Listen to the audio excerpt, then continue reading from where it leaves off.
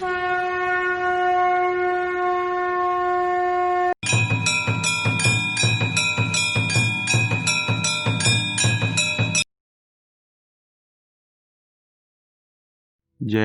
Shri Krishna.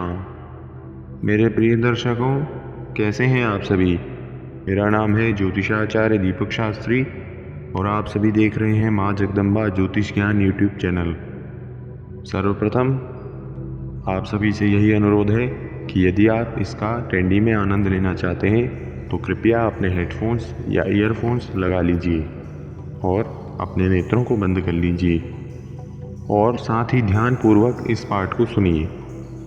Trendy में इसको सुनने से आपका मन एकाग्र रहेगा और आपको ज्योतिष समझने में और भी आसानी होगी। तो आइए आज का यह पाठ प्रारंभ करते हैं। आज हम बात करेंगे जातक की कुंडली के सप्तम भाव के विषय में। हमने आपको पूर्व में बताया था कि सप्तम भाव से जीवन साथी का विचार किया जाता है। एक अकेले व्यक्ति के लिए जीवन में सफल होना, संसार में सफल होना बहुत कठिन होता है। इसलिए दूसरों के साथ मिलकर चलना और संगठन की शक्ति, यह सब अति आवश्यक होता है। जीवन साथी भी जीवन में संसार के सभी सुख दुखों में भागीदार होता है और मनुष्य को संसार में सफल बनाने में जीवन साथी की भी अहम भूमिका होती है। इसलिए सप्तम भाव का विचार करना भी अति आवश्यक हो जाता है। सप्तम भाव को कलत्र भी कहते हैं। इससे मनुष्य के पारिवारिक जीवन का विशेष पता चलता है। मनुष्य का विवाह कब होगा, किस समय होगा, कौन सी दिशा में होगा, किसके साथ होगा, यह सब बातें सप्तम भाव से पता लगाई जा सकती हैं। सप्तम भाव से मनुष्य का वीर्य आदि का भी पता लगता है। व्यापार में पार्टनर्स का सहयोग मिलेगा या नहीं, कहीं भागीदार आपको धोखा तो नहीं दे देंगे, यह सब बातें भी इसी भाव से पता लगती हैं। काल पुरुष की कुंडली में हम आपको कई बार बता चुके हैं, किसी भी जातक की कुंडली का निरीक्षण करते वक्त काल पुरुष की कुंडली का भी विशेष ध्यान रखना अति आवश्यक होता है। काल पुरुष की कुंडली में सप्तम भाव में तुला राशि होती है और तुला राशि के स्वामी ग्रह हैं शुक्रदेव। साथ ही शुक्रदेव इस भाव के कारक भी होते हैं। तुला राशि में शनि ग्रह उच्च के होते हैं और सूर्य ग्रह नीच के होते हैं। यह भी ध्यान देना आवश्यक है।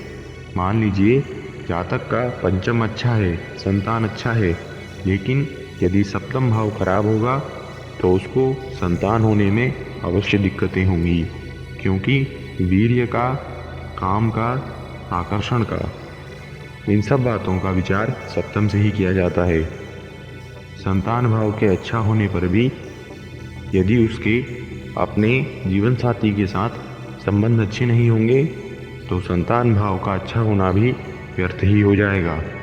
इसलिए सप्तम भाव का विशेष विचार करना अति आवश्यक होता है। पुरुषों की कुंडली में यह भाव पत्नी का कारक होता है और महिलाओं की कुंडली में इस भाव से पति को देखा जाता है।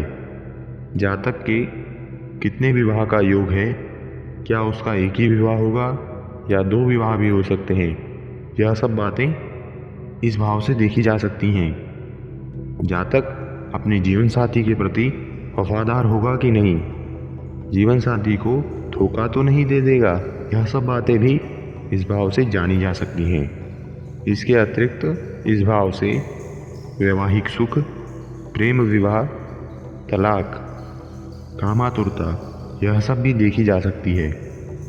दशम का दशम होने के कारण इस भाव से नित्य के व्यवसायों के विषय में भी पता चलता है।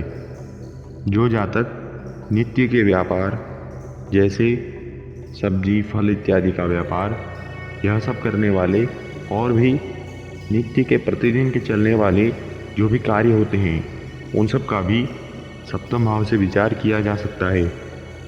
तो प्रिय दर्शकों, आज का यह वीडियो आप सभी को कैसा लगा कमेंट बॉक्स में अवश्य बताइए। हम आपके लिए ऐसी ही वीडियोस बनाते रहते हैं। इसलिए यदि आपने अभी तक हमारे चैनल को सब्सक्राइब नहीं किया है तो सब्सक्राइब कर दीजिए और साथ ही बेल आइकन को भी दबा दीजिए। कमेंट बॉक्स में जय श्री कृष्ण अवश्य लिखिए।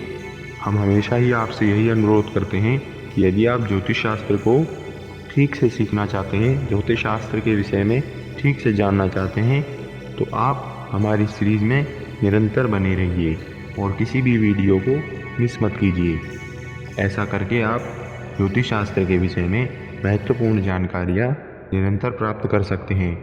हम आपको यह गारंटी देते हैं कि यदि आप हमारी सीरीज़ में अंत तक जुड़े रहेंगे तो आप अवश्य ही ज्योतिष शास्त्र के जटिल से जटिल विषय सरलता के साथ सीखते चले जाएंगे। तो आज के लिए इतना ही, मिलेंगे आपसे नई वीडियो में। तब तक के लिए जय श्री कृष्णा।